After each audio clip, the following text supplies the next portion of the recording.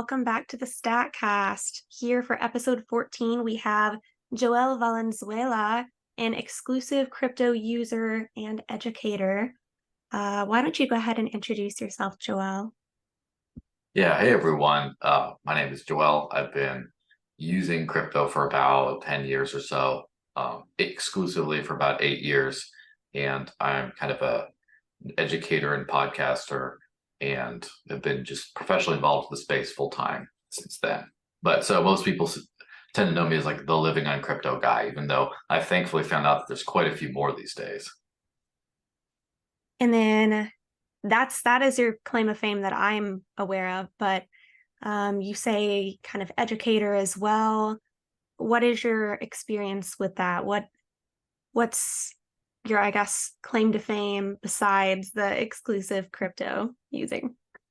Yeah, so basically, I've been involved professionally in the space full time since 2015. At the end of 2015, I decided I wasn't going to earn fiat currency anymore. I just wanted to work to earn, at the time it was Bitcoin, but then since it was a lot of different cryptos.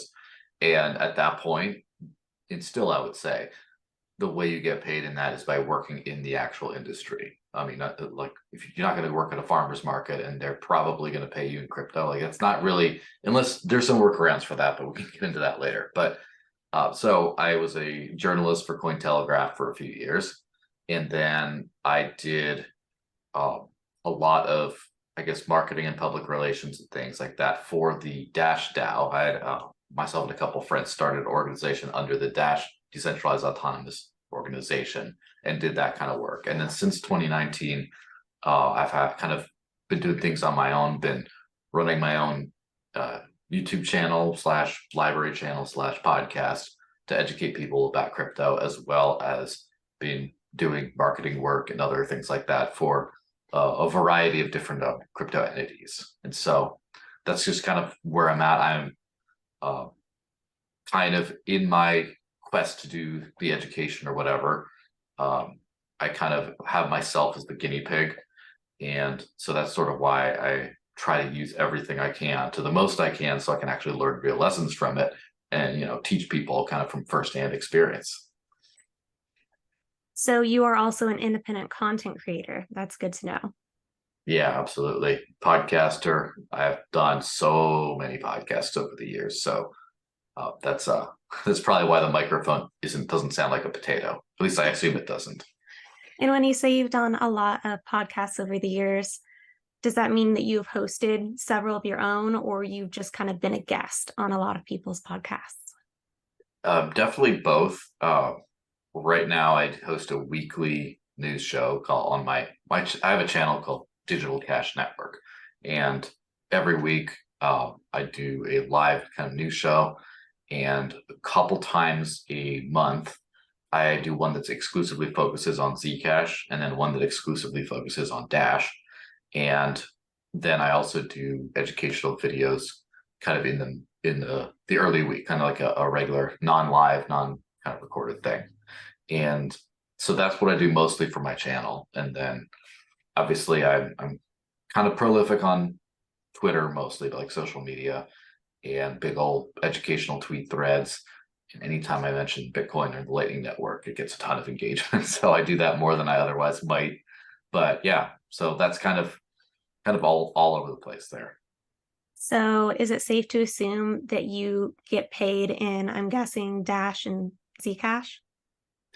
Yeah, those are big ones today. In the early days, Cointelegraph was Bitcoin only. And then when I was working for Dash, obviously the money comes from new coins created by the Dash network itself. So if you work for the network, of course, that's what you get. And then since then, I've done some work for some Dash entities, some for some Zcash, and I some Bitcoin here and there. But I mean, any I will accept payment in almost any cryptocurrency that's not a complete like scam, you know? So yeah, it's Fun. basically whatever. You draw the line. Yeah. So wait, you say where do I draw the line? Oh, yeah, I said just for fun, where do you draw the line? Ooh. Um, that's actually a good question. I would probably take anything that there's an easy way to exchange it for something else. So like if someone wants to send me hex, for example, I would take that, but I just get rid of it right away. But if someone says, "Oh, here, there's this like 800 ranked something coin that has no liquidity on any place, and you have to sign up for this one sketchy exchange to like," no, then I just say no.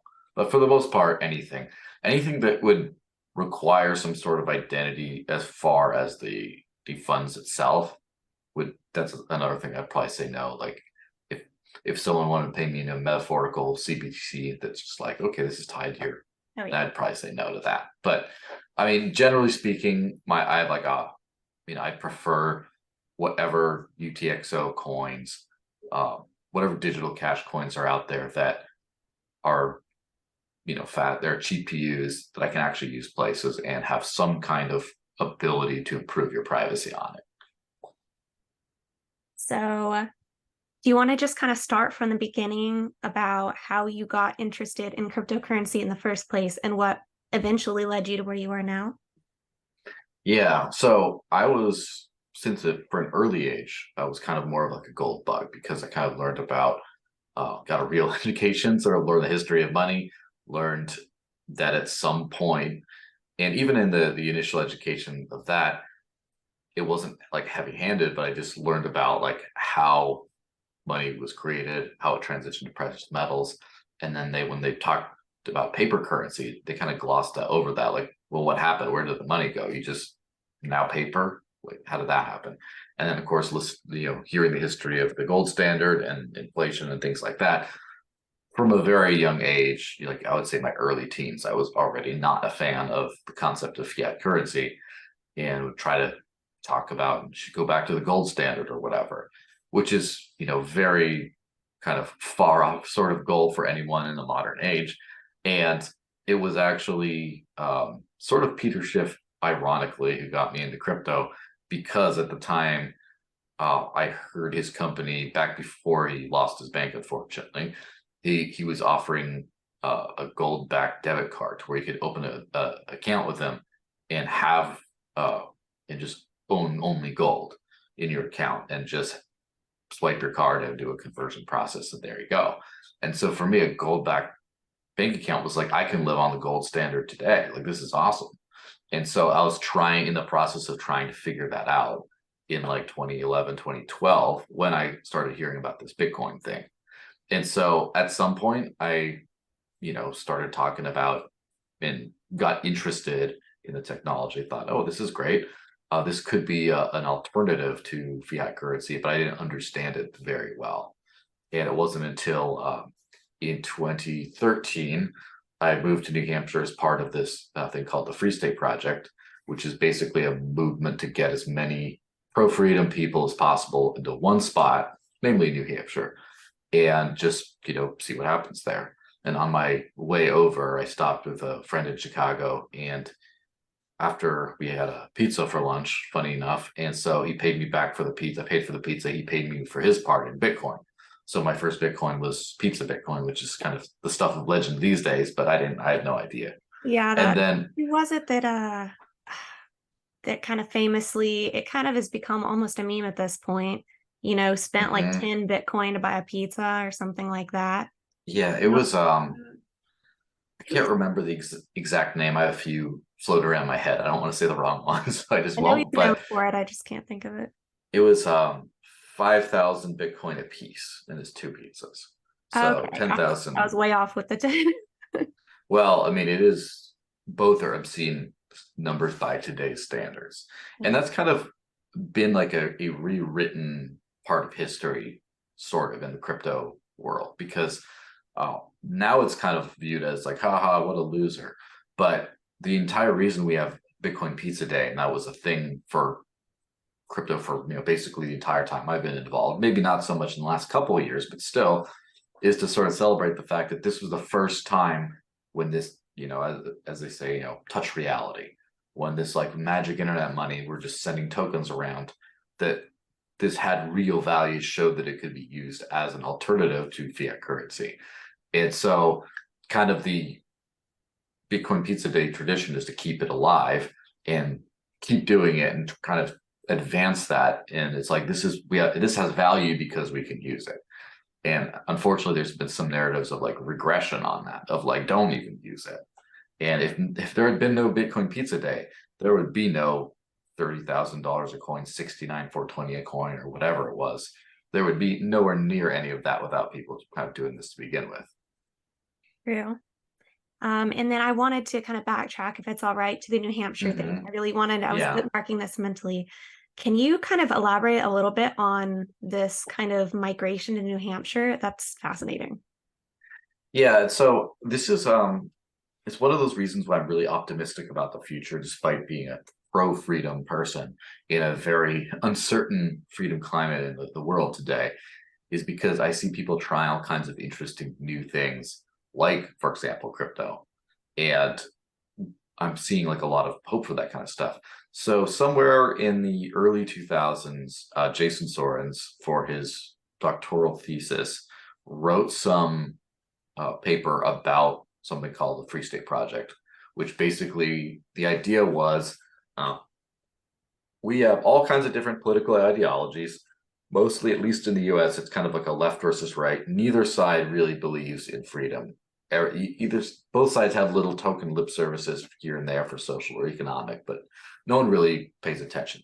And so people on the, I guess, the more libertarian side of things advocate for more freedom, not just because they personally want it, but also because they view it as something that will make the world objectively better, like the lower taxes, lower regulation, everything like that, then the world will become more prosperous. But of course, no one's going to listen to that one crazy guy in the room saying, "Oh, we should do everything that the both, political sides are entrenched against." So the idea was, well, there's too few of us to make anything happen here.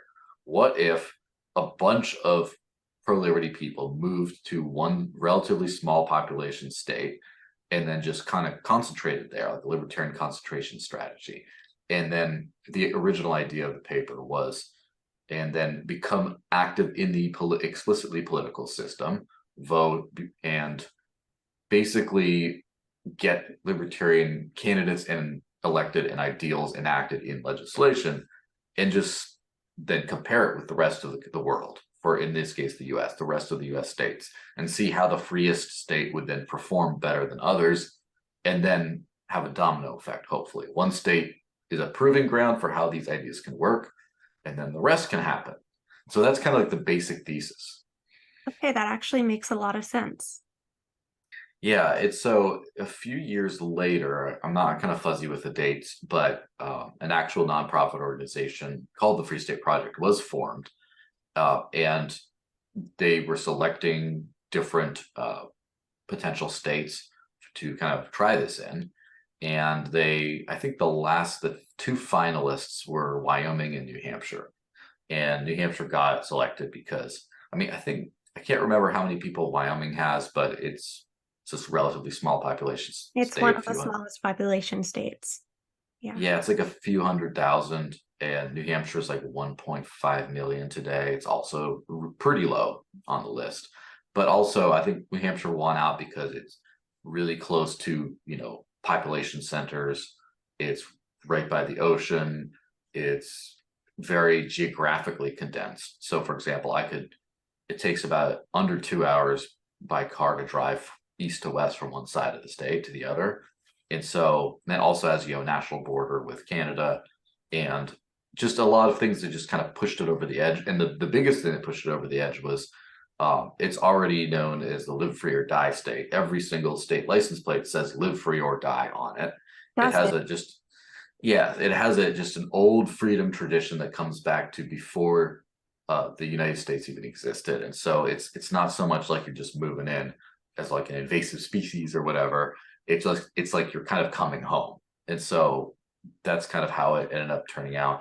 There was a pledge as part of the Free State Project, obviously a, you know, anonymous, pseudonymous, or whatever pledge, obviously non-legally binding, but basically you'd say I pledge that within 5 years of 20,000 of us agreeing to move. And that was the number arrived at in the Free State Project That's paper huge. by Sorens. if 20,000 agree to move, I will move within 5 years of that number being reached. And so obviously in practice that things turn out a little bit different, which is, accounted for. I can't, it's really hard to get a number on how many people actually moved. I was a little bit, I was just after the first 1,000, and I think estimates are anywhere in like the 5 to 10,000 range right now. And so it's also gets a little bit strange with like the definitions of things, because who moves explicitly for the project, who moves and doesn't tell anyone and therefore isn't counted officially, who hears about the project and just independently moves because they hear for more freedom, who hears New Hampshire is free but doesn't really know about the project itself and just moves and is a pro-liberty person, or who's already like in the state for other reasons, whether they're born there or not, and is just now says, oh, I heard about this movement, I want to join it even though I didn't move, I'm already here. So the definitions get a little fuzzy, but it's been largely, if you include associated people, like people who would, who the mover may or may not have moved, but are associated with the project, is probably closer to the 10,000 range now. That's still a pretty large number. And would you say that New Hampshire is a fairly crypto friendly state when it comes to like local business and things like that?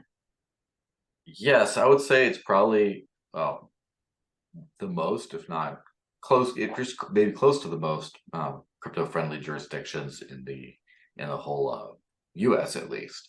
And there's been quite a few different crypto legislation pieces of legislation passed to basically exempt crypto businesses from money transmitter laws and things like that, and then just some other kind of things along those lines. And so I'm not extremely up on where it is in the legislature, but in a lot of ways, New Hampshire was ground zero for the real crypto movement. So to go way back in the day, in about 2010, there's a radio show called Free Talk Live, which is, I guess, the biggest, for a longest time, is the biggest explicitly libertarian platform out there. There's national radio, and Gavin Andresen, who was the heir of Satoshi Nakamoto, who lives, I guess he lives in Massachusetts, came up for an in-person meeting on this Free Stater run show, and told everyone about Bitcoin. Gave the host some Bitcoin when it was like 50 cents per Bitcoin or something, like way back in the early days. From hearing them talk about Bitcoin on the show, the famed Bitcoin Jesus Roger Ver heard about Bitcoin for the first time. So it was the Free State Project that got Roger Ver into Bitcoin. Then he invested in the first crypto. He's the first angel investor in crypto through blockchain.com, through Purse, through Kraken. I can't remember. Basically bootstrap, the crypto ecosystem from there. Eric Voorhees of Shapeshift fame is a former Free Stater. He did move to the Free State Project, and then he ended up moving to Colorado after that for better, I guess, business reasons, better business connections or whatever. But he joined as part of that. The local meetups had, Charlie Shrem would come up to those. Vitalik Buterin, before he was involved in Ethereum, went back in his Bitcoin.com days, used to come and hang out with the Free State crowd. The very first Bitcoin ATMs were created in New Hampshire by Lamasu, and there's the Library Decentralized Content Protocol is out of New Hampshire, with the Odyssey app on top of that has like over 20 million users every month. And so I kind of lose track of just how many of these kinds of things there are. But as far as like the early like roots of crypto as money and crypto as a thing is kind of really strongly in New Hampshire. I honestly had no idea. This is so interesting to me. Yeah, especially because it's a small population, kind of rural state that it's not really like a tech hub, even though MIT and all that isn't that very far away. It's kind of strange. You wouldn't expect that to have just like a random well-off kind of semi-rural community to be that way, but it's only because of the Free State movement that really happened. That's very cool. So I want to kind of jump in here now, if you will, to how you are living currently and how you maintain that with everything like, you know, Amazon Prime and stuff is kind of the usual way people get things, pay for things. It's Mhm. just, I have so many questions regarding that, but I'll let you go ahead and uh, give your explanation of how you do this first. Yeah, so it's definitely evolved over the years as the landscape evolves. But like in the very early days, when there was no infrastructure around crypto, it was just maybe an exchange or two if people did that, and it was just all completely peer to peer. And so in the early days, the first I would kind of use it would be in that fashion. Like someone pay me for a job here or there, I'd just say, "Do you have Bitcoin? I'll take that, please." And then there'd be like a local, a friend who has a business here or there, and then I can, very peer to peer kind of economy. And right about when I uh, stopped using fiat currency, I started only earning Bitcoin. At the end of 2015, I kind of have a mix between doing that, and then every once in a while I'd buy things with a gift card or off the purse.io is a great website, which I don't know if it's still operating, but it basically lets you buy things off of Amazon at a discount by using Bitcoin. And so between that and occasional peer-to-peer kind of transactions, and then selling peer-to-peer for cash in the bank account, that kind of had me pretty well set up. But then towards the end of about middle of 2016, I ended up closing my bank account. It was through There was some issue with the bank that, long story, but basically for security reasons or whatever, they said they were going to have to close it and then reopen a new one. I just said hold off on reopening the new one. I just never went back. So since then, uh, there's there's been a lot of so for example, there's places you can in New Hampshire you can spend, you can pay for your rent directly in crypto, and has been kind of the way for a while. So there's a Ledgeview commercials, the big one that I think about, that in the Manchester area that has a few dozen units and accepts crypto for that. But other places you can get peer-to-peer kind of um, arrangements with your landlord or whatever. So that's that big part. And of course, if you're renting like a room or a house or whatever, then you don't really have to worry about bills or utilities or anything like that, because that's kind of all encompassed in that thing. And then uh, there's a few local farms and farmers markets that do take crypto as well, including Bardo Farm, which is a pre-stater run farm up in the north of the state. And they've accepted all minor cryptocurrencies for about as long as I can remember. So that takes care of that. And then in between there's always been a varying degree of gift card for crypto type services. I'm assuming that's how you'd be able to still use a lot of the big services that people use strictly fiat for, then, I guess. The, Yeah. And that's, I think, the big difference between living on crypto today versus 2016. For example, is in 2016, there was just a couple of services you could use, and everything else was more peer to peer. There was a lot more merchants that, like an individual mom and pop shop you go to. That kind of individual mom and pop type arrangement seems to be seems to have kind of like lost its luster in the recent years. There's been fewer of those kinds of businesses that take it. There's still a few. My obviously favorite French bakery and cafe famously takes it, and then my barber takes it, and a few other people do, and my jiu-jitsu instructor, all directly, right? But for people who don't live exactly, that's much more relational, right? It's like, where do you live? Who do you know? Have you formed these relationships with these people to get them to accept it? But there's quite a few gift card services. For example, Bitrefill is definitely the industry leader there, who they sell gift codes for a mind-boggling assortment of businesses in a precise amounts with instant delivery. So you can literally go right into something like a Chipotle, and when you get the total, just enter it into the app and buy the gift card for the exact amount right there. Turn your phone around, they scan it, and then you're off.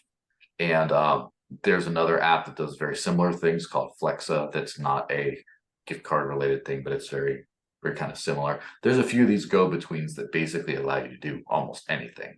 And so, for example, probably one of the biggest ones for me personally is there's a local Walmart that has a gas station as well.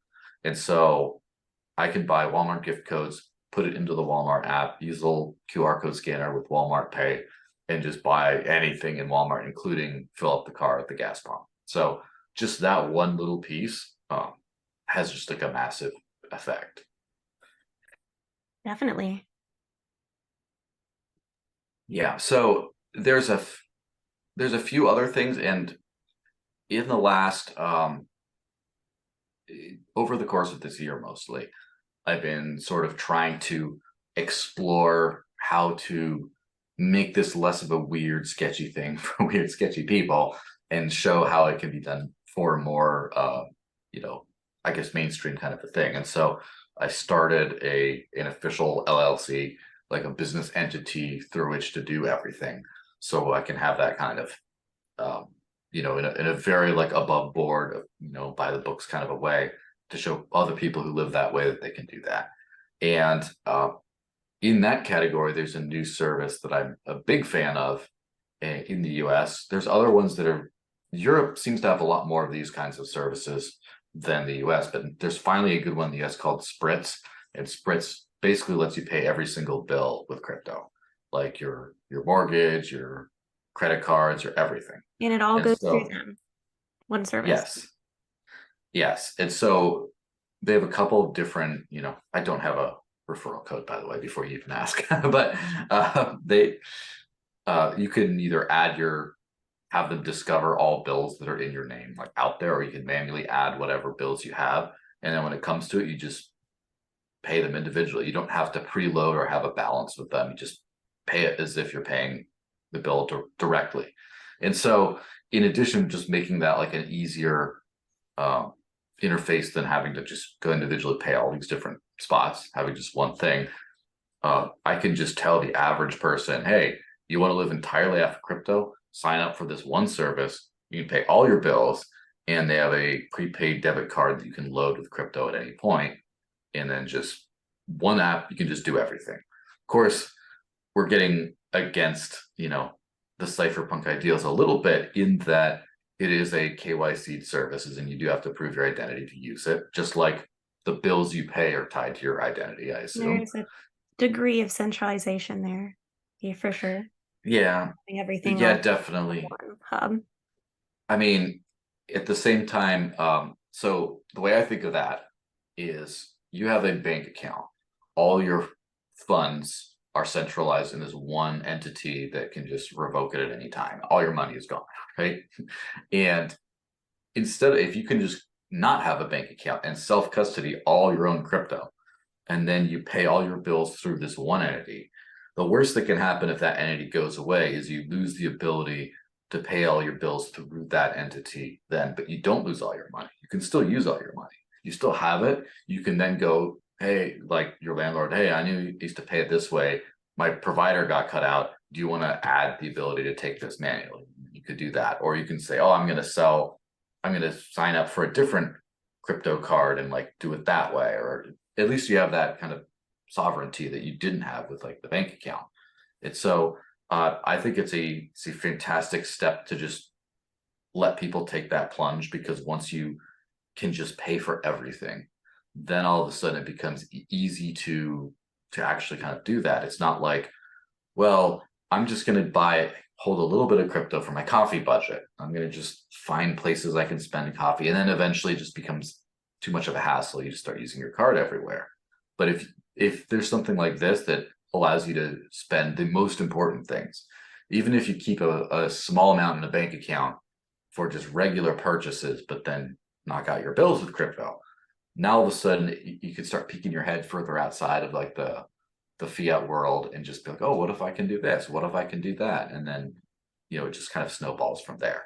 But I'm just a big fan of that service for regular people who are not regular. There's a lot of other things that people can do. People who don't have don't engage in any KYC activity are already going through a huge pain in the ass in their lives. And so crypto just makes that easier, I think. Yeah, but that service is huge. I had no idea that Yeah. existed. That's very cool. It's so for throwing out a couple other names because that's a very US centric thing. As I mentioned before, Bitrefill, which works around the world for gift cards, in El Salvador, they also have a bill pay system. So if you're living in El Salvador and there's some bills that don't take Bitcoin directly, from what I hear, there actually are. You can just use that. And there's another company I'm a big fan of in Europe, mostly called Swapin, like swap in, but one word. And that also lets you pay all your bills in crypto. I know a guy in Finland who lives all off of that I interviewed recently. And so just those things are for the normies who just want to use crypto, but they don't necessarily have the bandwidth to figure out all these weird little hacks to go completely KYC free. Just like that one big step of you don't have to have fiat, and then you don't have to let go of custody of your own funds, give them to a third party. So the 2 out of the 3 big goals we're trying to achieve, you kind of get. But it's nice that the options are there. So you can Yeah, kind of go absolutely. whichever route is going to work well with your current lifestyle, I suppose. Yeah, and just as an aside on that, I know a lot of people, I guess criticize using crypto in any kind of a transparent or I guess identified way. And I take those concerns seriously from people who do not use bank accounts or other forms of that. From people who just say, well, I want to do a worse version of this. I don't want to use this crypto identified bill pay service because I want to do the same in a worse way through a bank that holds all my money and it's not even real money. It's terrible fiat. So I think that people just a lot of times when you have a fringe technology like crypto is going to be the future very soon. But right now it's still a bit fringe. People use that as like a hobby, and they have the luxury of keeping the hobby kind of pure. Like, oh, I only use the ones that I like. I only use the in context that I like because I don't use it for most of my life. But then, of course, if you do actually use it with the rest of your life, you become a little bit more flexible on doing things like sending Tether over the Tron network to pay a contractor in Latin America. And then one big question this all leads me to is how does this work tax wise? Yeah, so obviously taxation is theft. Let's start there. But it's also a reality of the world for most people. I actually know some people who don't legally exist, so maybe not for them, but for everyone else. So the US has an annoying thing which is the capital gains. Basically, on every crypto transaction you do, you're supposed to report profit and loss for capital gains. And that's a big pain in the butt for sure. But there's a few good wallets out there that let you basically export all your transactions into a CSV format. And so you say like, oh, I paid this, I received this, that, and they can just give it to an accountant or automated software, and then it just calculates it, and then you kind of file on that. Now, obviously, when you have capital gains, that's you pay the government extra money for making extra money. The thing is, it works in the reverse as well. And this is where a friend of mine especially started getting into on the business side of things. You can lock in a capital loss as well to your advantage in a specific tax year. Like say your company's making too much profit, and you'd have to have a certain amount of you'd have to pay extra taxes because of the profit your company makes. Well, but if crypto went down that year, you can sell and rebuy, for example, immediately, lock in that capital loss, and all of a sudden you didn't make money that year. And so then there you go. And then if it's crypto's pumping, you don't have to realize those gains, for example. So there's some like tax strategy stuff you can do with that. Obviously, I'm nowhere near a tax accountant or anything. You should talk to them about it, but it's not as bad as people would necessarily say. I think it is an extra little bit of paperwork, but already considering all the paperwork people do for the fiat world, I don't think it's that much of an extra thing. And some of these wallets, so I know, for example, Robinhood has a like a link or something you can go to on the app where you can access any necessary info for your taxes. But do you know personally of any, I guess, non-custodial, non-KYC, et cetera, options that offer anything like that? Yeah, so the two ones that I use, the most of my transactions in like buying stuff with crypto tend to be with Dash. And the best Dash wallets right now, again, this might be change in the very near future if Stacks adds it and stuff. But right now, the best ones are the official ones, is in the ones developed by the core developers, is in the Q, like the full node Qt wallet, and then the mobile wallet, the on Android or iOS. And both of those have a CSV export function, and they're both non-custodial. Obviously, they're both import your private keys or whatever, and they both have just a button to export. Especially like the simplicity on the mobile wallet, because every crypto transaction, when you open up the transaction, there's a little button you push that categorize, if it's a receive, it categorizes it as income or a transfer in. And then if it's a send out, it's like a transfer out or a spend. And so you just, when you do it, you just literally press, you tap it until it switches.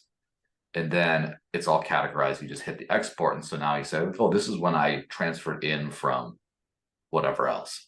And then this is actually when I got paid. This is actual income. And so then it just becomes super easy to export it and figure all that stuff out. Yeah, that sounds pretty handy. Um, Gosh, and those are just Dash specific, correct? Yeah, I'm sure there's a few others. The thing is, few people spend crypto, right? Let's be very honest about that. And most people that do, I would say, tend to either be, these crazy unbanked people who also are stay very off the grid, or it tends to be like their fiat world, their paperwork world is all here, and then their crypto world is kind of dark. And so the demand for a useful spending feature for regular people is not, it's not as common as you might think. I don't really know of other multi-coin wallets that have it. But again, maybe that could be an easy button to add into Stacks, right? Just export everything. And then there you go. Especially since when you start using privacy technologies, whether it's, shielded Zcash, whether it's Monero, whether it's anything with a coin join or a Mimblewimble or whatever, the actual like posting addresses into a spreadsheet kind of bit of reporting crypto transactions becomes really difficult. And so having the ability to just do like an export from the wallet itself of like this to this much, and then there you go, without having to just go to a block explorer and try to look up a shielded transaction that says from no one to no one, and just like frustrating the hell out of your account. Instead of that, I think it could be a especially useful tool. So, one thing I want to make sure and ask you while I have you here is for any viewers that may be interested in kind of changing up their lifestyle to at least be more inclusive of using cryptocurrency for everyday payments, what steps would you recommend taking for someone just dipping a toe into this?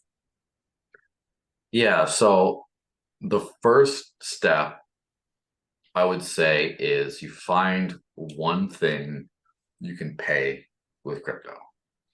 And whether it's a business, like a local business, or whether it's a friend that you go out a lot with and you pass crypto back and forth with them, whether it's paying all your bills with one app or whatever it is, just find something that you're going to use it for consistently ahead of time.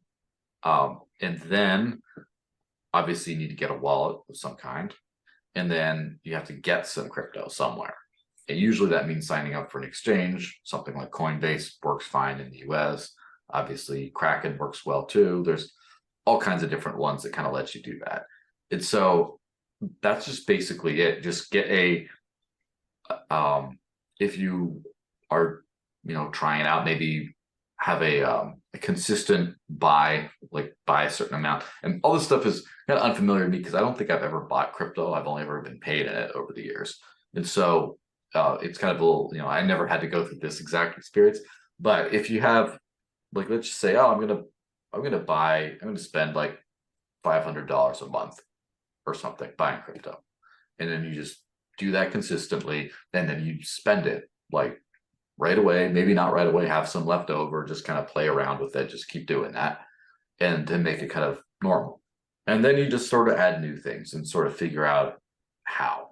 And obviously the easy ones are the most kind of similar to the old financial system, the KYC world, paying for some basic bills, loading a crypto debit card, which is a big win for a lot of people, right? I mean, it's not like the right way to live on crypto, depending on, whatever. But I think that's for the average person to be like, oh, I got crypto here.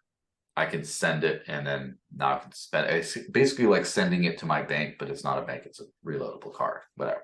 That's already a pretty cool thing, a pretty nice increase over whatever. But one thing I would recommend people do is figure out self-custody right away, because otherwise you get in these habits of just having a bank-like platform that holds your money, and then all kinds of bad things can happen. And that's one reason why examples at this point. Yeah, and I've gotten into fights. Who imagine me getting into Twitter fights, but with people who try to set up new Bitcoin users with Wallet of Satoshi, because it's a fully custodial, centralized app that doesn't really even use Lightning for the most part. And they're just saying, well, it's just so easy to set people up. People aren't ready for self-custody. But then there's another Lightning wallet called Phoenix, which is also has a lot of like centrally managed type things, but is technically non-custodial in that they can't steal your money. They can't decide to instant KYC and just take out your money one day. And so the fact that people prefer one over the other, when it's literally the entire reason for crypto to exist, just blows my mind. But so I understand that I think there's some sort of a threshold where small amounts, if you lose your phone or whatever and you lose it, you don't really care that much. Larger amounts, you can probably pay enough attention to figure out how to back it up. You could probably take a few minutes, like, oh, I got like a few $100s worth on this phone. Maybe I should take out a pen and a piece of paper and go write out some words, and then like put it in a little laminated or something, whatever you want to do, and then put it in like the sock drawer, like however you do your backup. Oh, it's worth that. And then, oh, you have your entire life savings in this stuff. Oh, now maybe you start needing at least a hardware wallet. Now you may have multiple backups places. Now you might, have stuff in a safe. Now all that kind of stuff.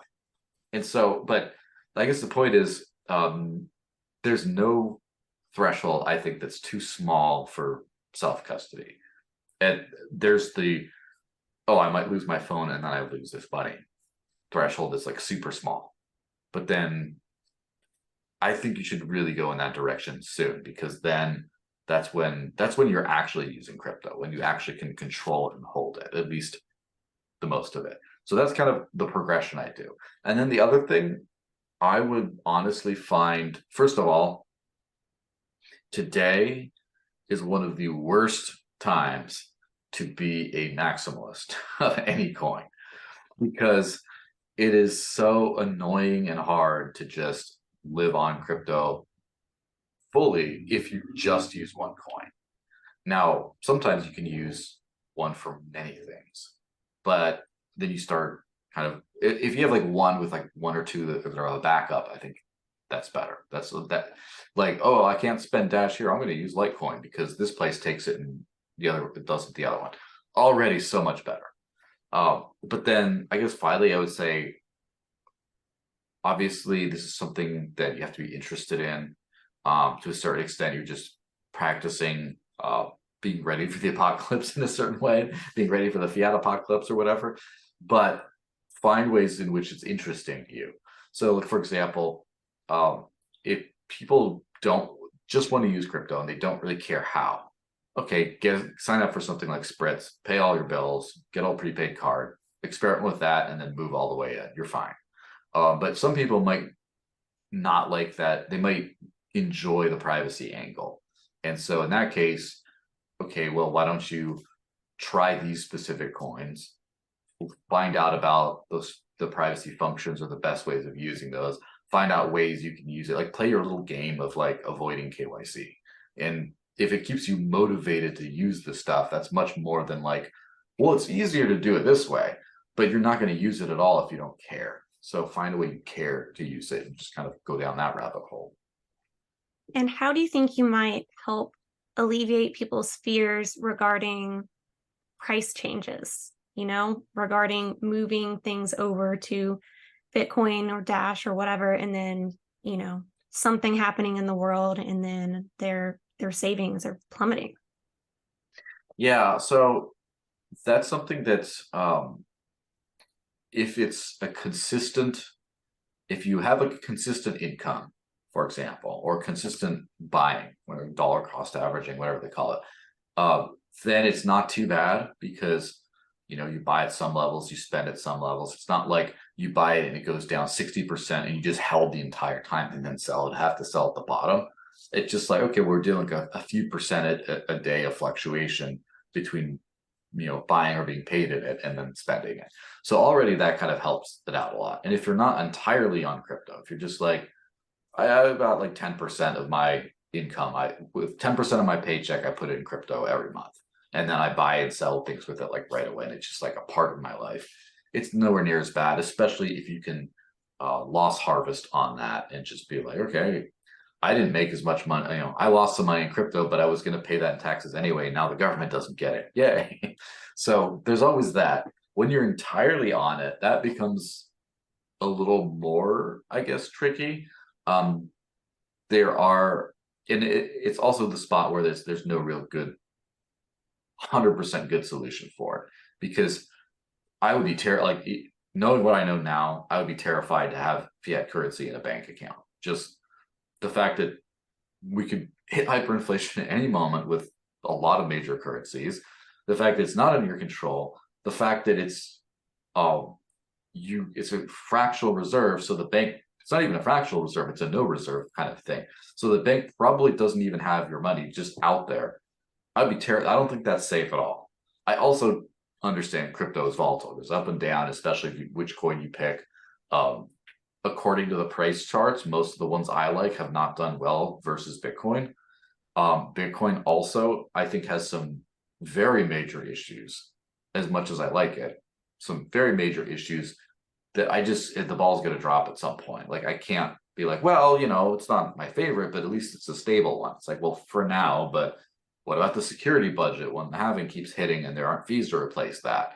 What happens with, when the Lightning Network is starting to sort of fall on its face as a universal replacement for regular transactions? What happens when that is there another plan? Is it just going to move all custodial? And then there's a lot of questions. So I don't think there's anything safe there. So then the other option is stable coins, but almost to a certain extent, that's almost more rickety and risky than even I was going to fiat. ask about that next. Yeah, because Like a good solution on the surface, but not sure. Yeah, the thing is, I did that's why UST Terra Luna did so well while I was there, because people were like, oh, I get to do all the cool things with crypto, but I get to have some stability, and then the whole thing plunges. So an algorithmic stablecoin is of course risky. And centralized stablecoin is also risky because the government of whatever country can just say no, and then you're gone. It's I don't trust Tether at all for many reasons. So I basically told you all the things that are terrible about that, about how I can't solve the problem you asked. But the way you do solve it, I think, is through a combination of things. First of all, I think if you have any bills, you should pay them as soon as you get paid. And so therefore you cannot have any profit or loss if you just pay it right away. And so unless if your income is in a dollar denominated amount every month, then as soon as you get paid, you pay all your expenses. There's only so far, it's only your savings that could fluctuate from there. And then a lot of times what you can do is timing the market is always a tricky thing, but it is pretty obvious when there's a bull market going and when there's a bear market going. Like every 4 years, things go way up and then they go way down. And so if you buy more of your big ticket items when things are up, or to a different extent, you buy like Amazon gift credit and ahead of time, or you buy, things like that. Um, then when things go down, that kind of helps. There's a really interesting project called Thorchain. Thorchain's a fantastic cross-chain exchange. It's probably the first really good one ever. And they're really close to coming out with this functionality that would basically let you take a collateralized loan out on your crypto, whatever it is, like say Bitcoin, and then pay it back in those dollar terms later. So let's say Bitcoin's 30,000 today. You really need to spend something. You take a $30,000 loan out on the Bitcoin through this decentralized protocol, right? And then you go spend whatever, and then say Bitcoin goes up to 100,000. You still have to just pay the protocol back 30,000 to get that now $100,000 worth of Bitcoin back out. And so that can help with like those kinds of things.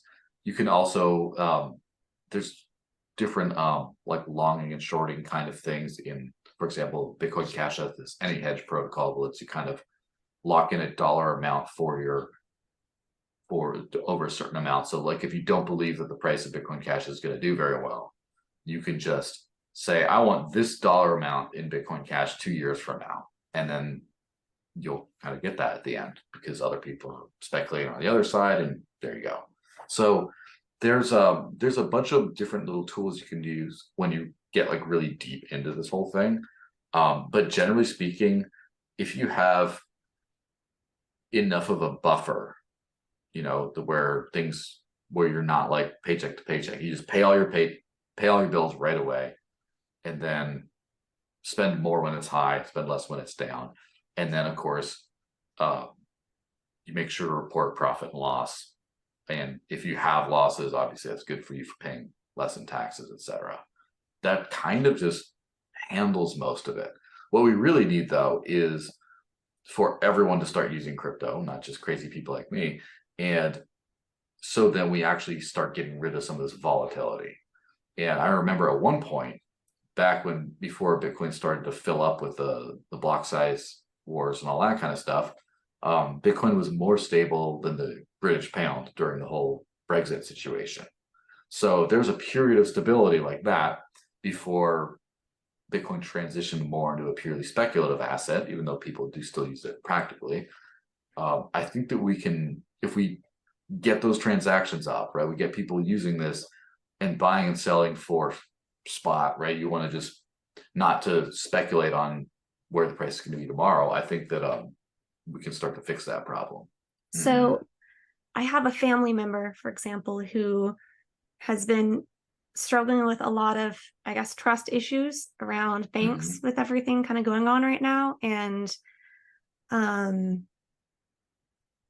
being in the position that I am right now, I've kind of spoken to her about the potential of investing in some cryptocurrency, whatever she'd be comfortable with. If that's Bitcoin, fine. Haven't really been totally successful with that yet, but the farthest I've gotten with this family member is just, well, maybe I need to look into that. And that's something. But I think I know there's still such a curve to get around when it comes to, I guess, just the reputation of crypto in general. And it's still such a huge issue. And I guess it doesn't need to be said. I think everyone knows this, but people like you, I think, are a really good way to kind of fight against that. To kind of be an example of sort of an everyday person that embraces something for the actual value in it and not, just what you can get away with it, basically. Yeah. That's been one of the most difficult things, because one of the hardest things talking to new people is as soon as you get them interested in crypto, the first step, they want to know, what should I buy? And at that point, I'm just like, oh no, because that's the one question I don't know. I don't think anyone really knows. A lot of people think they know. But as I mentioned before, the stable ones like Bitcoin and Ethereum that are probably going to be relatively okay for the next 5 to 10 years, we'll see. I find major long-term issues in both of them that are unresolved. And then all the other ones are just too unproven at this point to, even though I think they work great, depends on the one obviously, but as far as an investment is concerned, just have no idea what to recommend to people. I have no idea what to recommend to myself. I don't really see crypto as an investment. I view it as a tool, and the investment is learning to use that tool. It's a freedom tool. And so for that, it's super easy, but when it comes to people wanting to, they want to get out of the old financial system by investing. That's where it gets really hard to recommend. So what I would recommend is people who don't trust the banking system start thinking, why don't they trust the banking system? Like, what do they think is going to happen in the worst way? And what can you do to start inoculating yourself against that?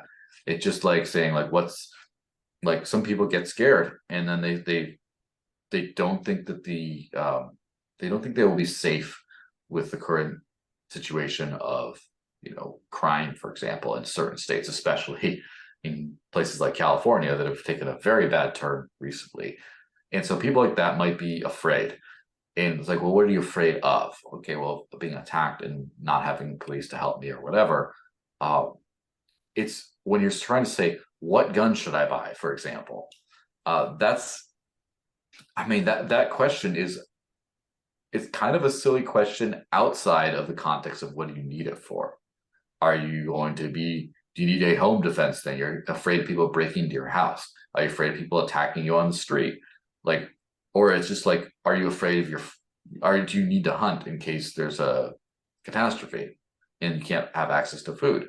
There's a bunch of different uses for that, but I guess I drill down on the exact point of fear of like, how, like, if the banks go sideways and then what? If it's just, oh, the banks and fiat, if it's central banks, oh, fiat's going to be worthless. Okay, then maybe you can try to find like a crypto index fund or do like Bitcoin and Ethereum and then a few the better of the top 100 or something. And then if you, for example, again, not investment advice, and I don't take that advice myself anyway. So, but just saying like an example.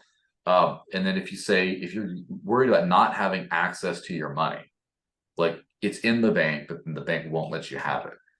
That's when you go, okay, what are the bills you're most afraid of not being able to spend?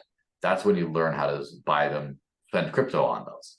And then you just find a self-custody crypto that will, you can custody yourself and pay those bills and start practicing so you're ready just in case the apocalypse happens. And And that so, I think yeah. is actually, I think that hits the nail on the head for what the person I know of is concerned about too. And I've mentioned this a couple different times in some of these episodes because it's the only example I know of a situation very close to me where I have someone that's completely lost faith in the system, basically. And it's not Yet, something. funny enough, I'm sure is using the system 100% still, despite having lost faith. Absolutely, because there's a fear of investing what you've built your whole life, upon into something that you have zero experience with. And that's got to be incredibly frightening. So I can understand that. Well, that's how you get experience by getting experience. And it kind of sort of loops back around to so one thing I do is on the side I do Brazilian Jiu-Jitsu. I've been doing martial arts kind of my whole life. And a lot of times, a lot of people, especially women, get involved in something like jiu-jitsu because of fears. Because I'm afraid of someone bigger and stronger than me, kind of holding me down against my will or something. And then there's no way to conquer that fear other than live in a perfect world or then find a way to actually deal with the fear. And so, like, for example, if someone who outweighs me significantly is literally sitting on my chest, I know exactly what to do and how to get out and how to survive in that situation because I, several times a week, there are people like that who are actually trained to fight on me, and I got to figure it out every single time. So now I'm like, oh, I've been in that situation a million times. I'm ready. Just like if someone like I know how to operate a firearm, and if there was a situation where I needed to, I feel confident that I'd be able to figure it out in a relatively high pressure situation and be okay. And those kinds of things let you really sleep well at night.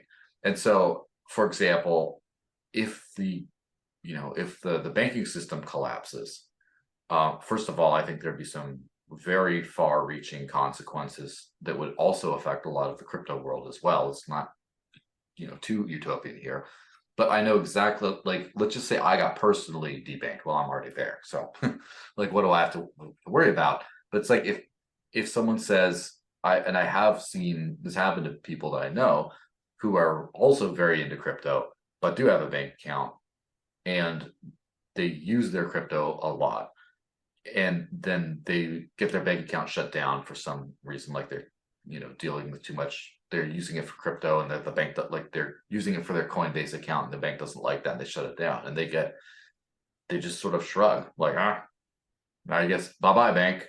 And because they become confident that they can live without it. Now it's when you aren't confident. So that's what I'm saying is if you never copy and pasted an address, scan a QR code, sent something, you don't know what 12 words are, you don't know how to write them down, you never sent a transaction, it didn't seem to go through, so you had to check a block explorer and be like, all right, here it is, it did go through, it just needs some confirmations, the merchant software is bugging or something like that. If you just haven't gone through that little process and been like, how do I get crypto? Okay, where can I spend it? And then when you do it enough, even if the services you're familiar with start to, like, even if one of them goes away, you at least know what kinds of things to look for as an alternative. You kind of get into that. Just getting into that little model, I think, is just like, if people like, I do know some people, I've seen some people recently who are using cash for the first time, not for the first time, but they're consistently using cash for the first time. And they're terrible at making change and things like that because they've just never done this. But they're starting to do that because they're afraid of the bank not letting them have their money. And so if you already feel like, well, at least I got this bushel of cash in or at least I got some spending money at home, then okay, then you feel a lot better. But then what about digital cash that's not able to be hyperinflated away? And because they could just decide to ban all cash, and all of a sudden that cash is just worthless. So practice using it in like a small way and then just start growing, and then the confidence starts to grow, because I don't think that confidence in the banking system is ever coming back. And so it might as well start. And it's torturous to just live in an unsustainable situation where you like everything I depend on for my livelihood to feed myself is something that I completely don't believe in, and I'm afraid that is going to screw me over. That's a terrible way to Yeah, live. I would terrifying. start taking little steps to change that. And then another big part of this, and I'm kind of going off on a tangent here. Is that okay with Mhm. you? Absolutely. Another part of this learning curve that's, again, so obvious that it doesn't need to be stated, but I feel like stating it anyway, is Mhm. the technological curve, right? So for people, maybe our parents' age and older, there are plenty of people that age who are really interested in crypto, at least on the investing side. I think for the most part, it's kind of an Mhm. investment thing for them. But besides that, there are people that I've seen in some of the communities around coins and stack wallet. There are plenty of people that are willing to embrace learning all kinds of different skills just to make this work because they believe in the concept. But I think most people would be like, family member X that is good with computers, good with phones, everything else, but has no clue how the system behind like their credit cards works, for example. You don't have to know how it works to use it. You just insert, tap, slide, and you pay for Hmm. something. However, with more, especially kind of self custody crypto wallets and things like that, you don't need to know how everything works, but you need to understand a little bit more. Hmm. I think than you do with your average kind of fiat payment methods. And I don't I don't know that everyone is going to be willing, at least in certain generations, to try and learn how to use a block explorer, for example. Learn what UTXOs are, anything like that. I mean, when I've tried to Yeah, have these absolutely. conversations, they tend to go over people's heads, and I only speak about this from a very basic level because that's kind of where Hmm. I'm at. I'm not deep into anything, so that's a little scary too. I'm not sure how to get around that. Besides a kind of morbid way to think of it is just wait until those generations are not the generations that are spending most of the money anymore. Um, Yeah, I mean, that's honestly what will have to happen for a complete transition. But I think that that is an equal parts indictment of a generation, or I should say individuals, because there's different individuals in each generation that have different approaches. But it's indictment of people who aren't willing to try something different in order to be safe in uncertain times. But it's equally an indictment of the technology for being so dang hard to use. And so this is one of those reasons why, despite everything over the years, I still am heavily involved and a heavy user of Dash because it's the one that is the best in terms of usability, in terms of like the wallet's elegantly designed. There's only one address format unless you do multi-sig, which like no one does. Uh, Transactions are instantly finalized and instantly respendable, so you don't have to be like, wait, I sent this. Why can't I like? I have like I have like one Monero. I sent it to someone. It came back. Like I got the change back, but I can't spend the rest of my balance. I gotta wait for a certain amount. Like there's stuff that like people just don't need to know. They freak out.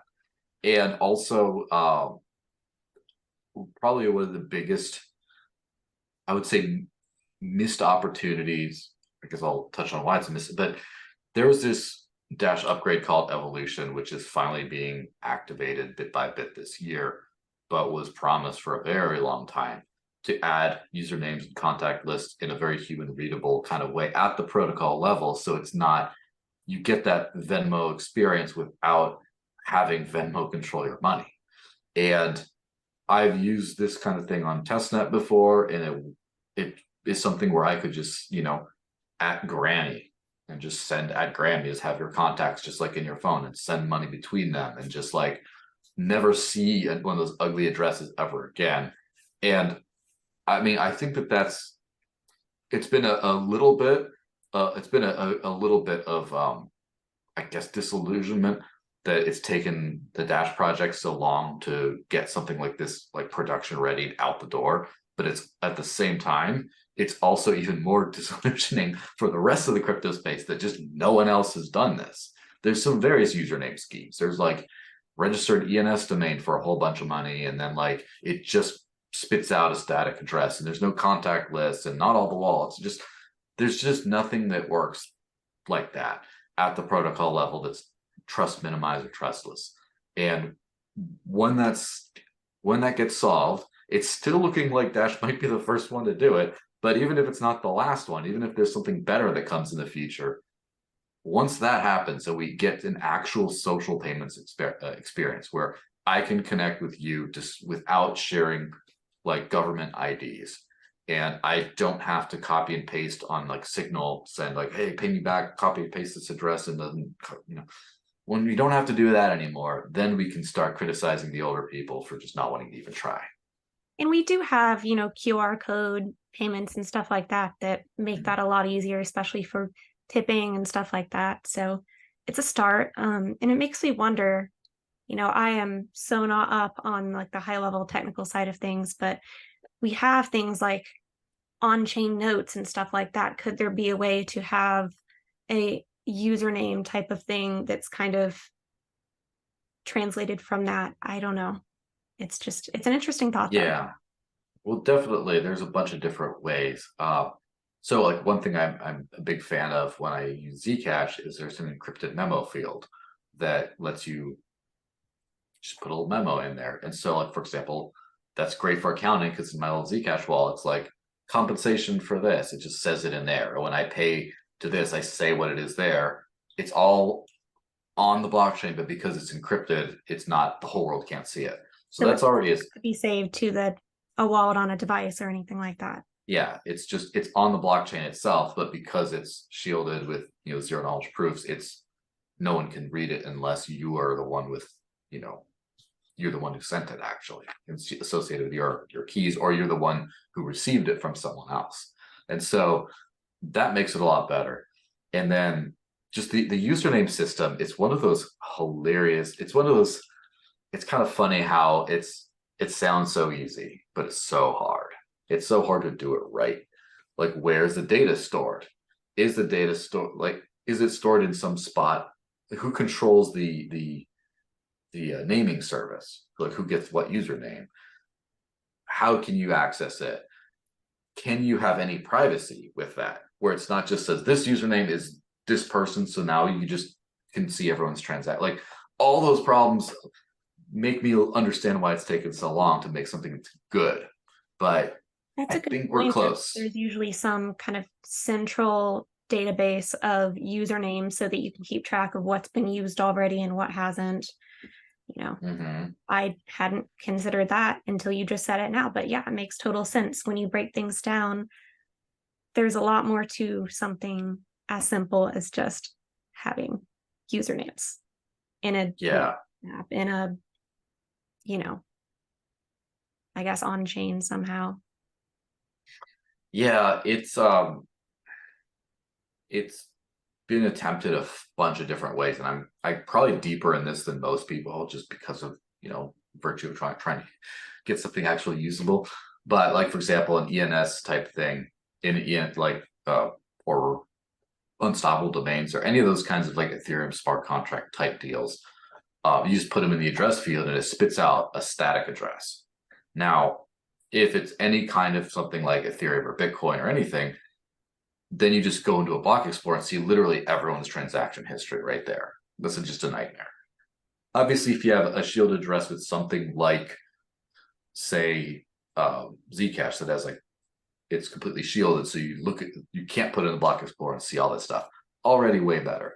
But where is that username, and is it associated with your like it's like so for example, if you lose your wallet and you have to put your recovery phrase into a new one and all those transactions come up, do they come up under a username? No, they'll just come right back up under whatever actual blockchain address that was. And then you have to go back and be like, all right, well, in the notes here of the specific wallet, this was this person, this was that person. And then you have to re-add a contact list of like, here's all my contacts. Even if you just add like the simple username version of that, because you can, because it's all shielded, it's still like you still have extra data dependencies. And where this is starting to be done with the dashed evolution approach is to where a single recovery phrase gets you not only your private keys, your funds, but also gets your username associated with it and all your contact lists. And they're like two-way contacts with, and so basically it all gets recovered, but it's also not where you can just look up a username online and see all the transactions that are, it's not publicly done like that either.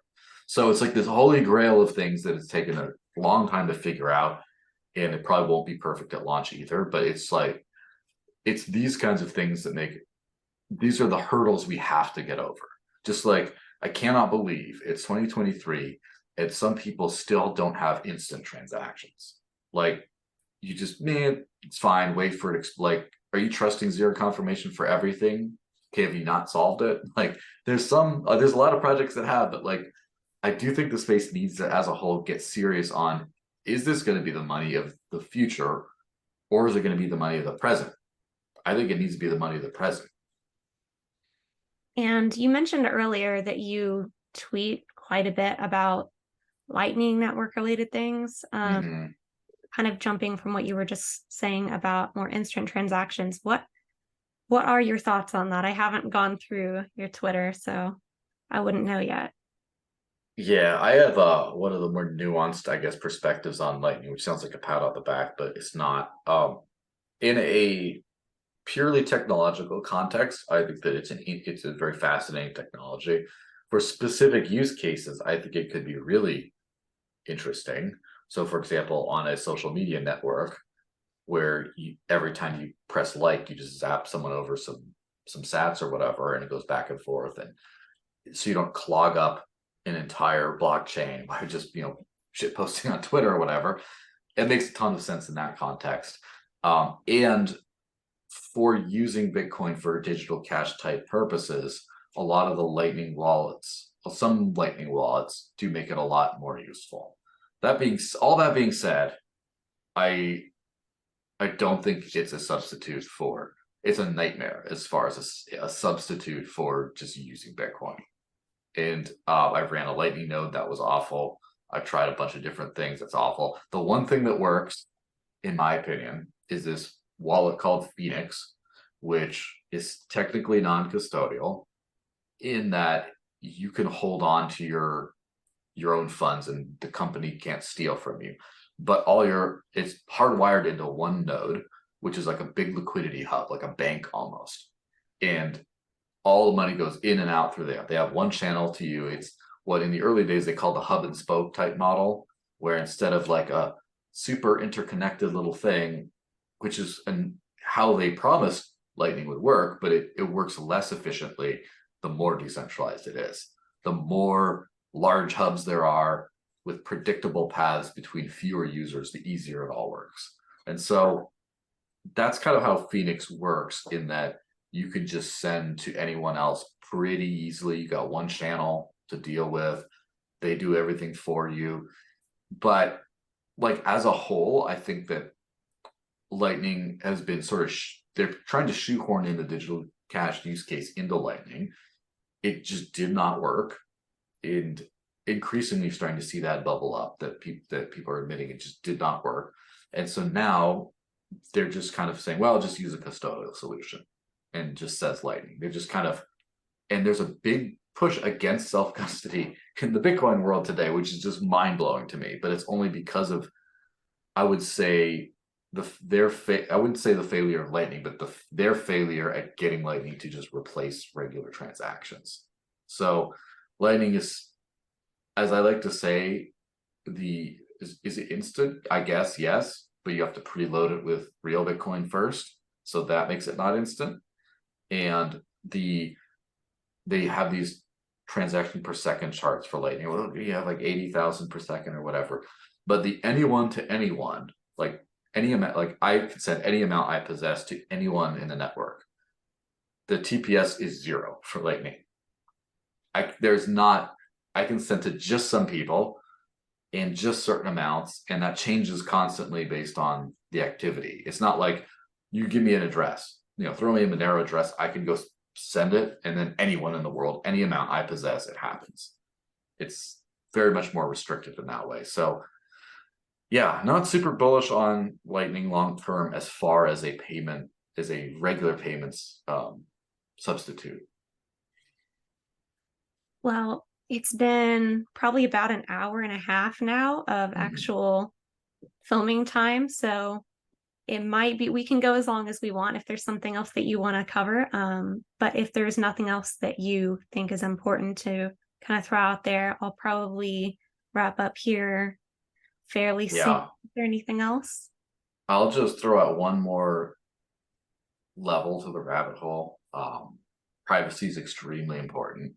And I've recently started to get like de-Googled devices and do all that kind of stuff and try to extricate myself from the surveillance state. And it's an interesting learning process. It's mind-blowing just how much data everyone has about everything about you, and how just rooted into this. We all are. And I think that what I would recommend is anyone who's on YouTube or TikTok or Instagram, look up Naomi Brockwell. It's a good friend of mine who is primarily, I guess a crypto person, but primarily just a privacy educator at this point. And her work is really good at showing just how messed up the surveillance system is, just how much it can compromise you, and also give like really nice actionable steps of how to like improve your life for people in all kind of stages of life. And so the privacy thing, it's just like, I think you need, the whole point of crypto is financial self-sovereignty. But if you take that back, take ownership back of your financial sovereignty, but bad people, I should say, know everything about you, that can be, you can not really take a misstep at that point. You don't really have freedom if people know everything about you, because they can use that information for whatever. So self-sovereignty living on crypto is one step, but actual privacy, and that's the other step that you need to take. If you have those two things, I think you can feel like a free person again, like a happy, just not worried about anything person. And actually, a couple episodes of StackCast that will be out before this one, or should be, we have an interview with Urban Hacker, who is a major cybersecurity and kind of data privacy advocate and educator. So he kind of goes over a lot of the basics for the average person to get started protecting themselves more. And then we also had a discussion with someone from the company Start9. That was a kind of different angle on things. They created hardware devices and software to kind of help someone run their own sort of in-home kind of personal server to route everything through.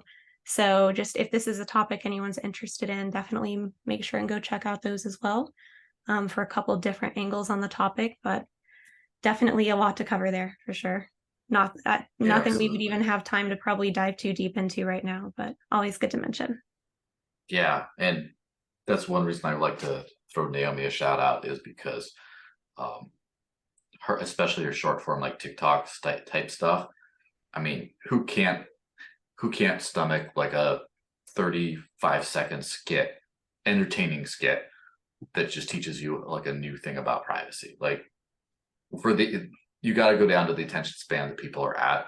And I mean, if you can't, like, who can't just like while they're waiting for their espresso machine to warm up, just be like, watch a video or two, and then like, come on, do something. It's fun. She's a very entertaining person as well. So I would give her a look up. Well, there's something really ironic about being a major privacy advocate on a platform like TikTok, but you got to go where people are. And that's probably a lot of the people that need to hear that the most. So yeah, absolutely. You got to pull them out, We also have a TikTok, so, can't speak too much, but there is something a little bit funny about that. But did you want to go ahead and what are her maybe usernames if someone wants to check out her account, and then we'll kind of move on to you. Yeah, I would look at Naomi Brockwell, or NBTV for Naomi Brockwell TV. And I'm not sure, she has a shorts accounts as well as long form accounts. And also of course Twitter and stuff. And so just if you look for those two things, redheaded Australian lady, I mean, hard to miss. There's not very many in the privacy space like that. And so I'm on Twitter at the Desert Links. Desert is in hot place, Links is in kitty cat. So that's the big place I just hang out a lot of times. I'm also on just about every other platform imaginable under that or my name. And let's see, obviously Twitter, Facebook, memo.cash, which is a weird Bitcoin Cash social media thing I'm still on. Nostr.